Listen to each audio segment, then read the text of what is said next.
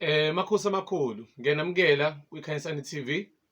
Uma uyimusha kwi-channel siyacela usubscribe ukuze ukwazi ukuthola amavidiyo ngesikhathi siwakhiqiza. Siqhubeka u-part 2 we-topic yamanzi. Makhosi amakhulu, ubani ofanele emanzini? Amanzi ayingozi ngani? Mawumuntu ozalwa ekhaya kunemimoya yabathandazi, izangoma, izanusi, inyanga, izinto zakho ungazange wenzelwe ngendlela, awuyena umuntu ofanele adlayele emanzini. Mawumuntu ozalwe embethe, ngoba isikhathi esiningi usuke ukukhona umuntu ohamba naye,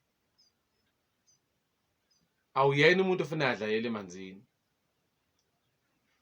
Mawumuntu ofakwe isilwane noma uhamba nesichitho esibi, ncese makhosi amakhulu, noma uhamba nesichitho esibi,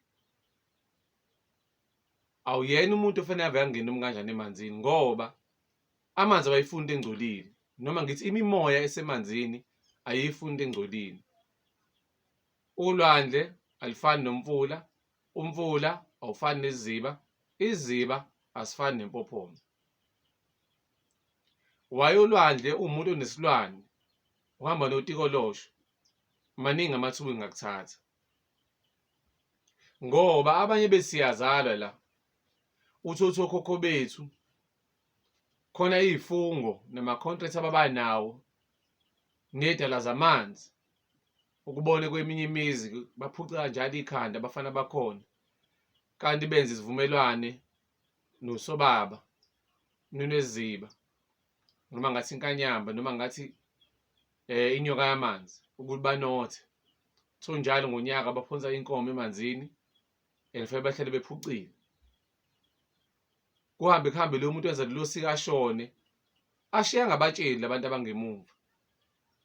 Loyo moya wazi ukuthi une-contract naloyo mndeni, usuyahamba uyongena emfuleni wena, aseyakuthatha amanzi.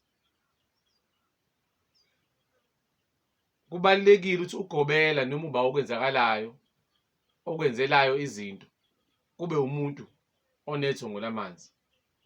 Ufuna ukungena emanzini?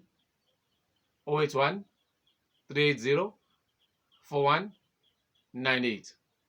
Makhosi amakhulu.